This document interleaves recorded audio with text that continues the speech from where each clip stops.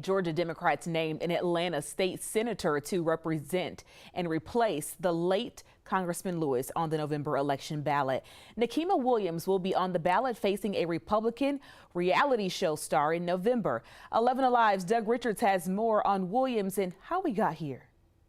The vote by the Georgia Democratic Executive Committee, which it did in public on a Zoom call, makes Nikema Williams the automatic favorite to win the 5th congressional district seat in one of the most Democratic districts in the country.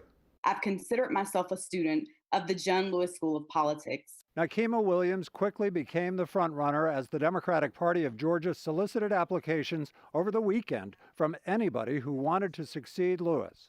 Morehouse College President Emeritus Robert Franklin was one of them. We are all sons and daughters of John Lewis. Although Lewis died June 17th, his name is still on the ballot in the November election, facing a reality show star, Republican Angela Stanton King. By Sunday's deadline, the state party had 131 online applications to become the Democrats' replacement for Lewis. The party's nominating committee, which included Mayor Keisha Lance Bottoms and former candidates for governor Stacey Abrams and Jason Carter, narrowed down the list to 5 finalists by late morning today. The finalists were Senator Williams, State Representative Park Cannon, Atlanta City Councilman Andre Dickens, Robert Franklin, and James Major Woodall, president of the Georgia NAACP.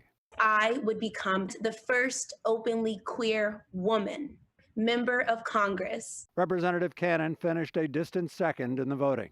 Williams' support came from her presence as chair of the state Democratic Party, bolstered by her arrest at the state capitol in 2018 during a protest that echoed the civil rights arrests of Congressman Lewis. He showed me the value of putting myself, sometimes physically, in between the dangerous policies that the most vulnerable communities are hurt by. The Democrats were on a tight deadline. They had to formally submit Williams' nomination at the state capitol by 4:30 p.m., and they took the vote with about 2 hours to spare.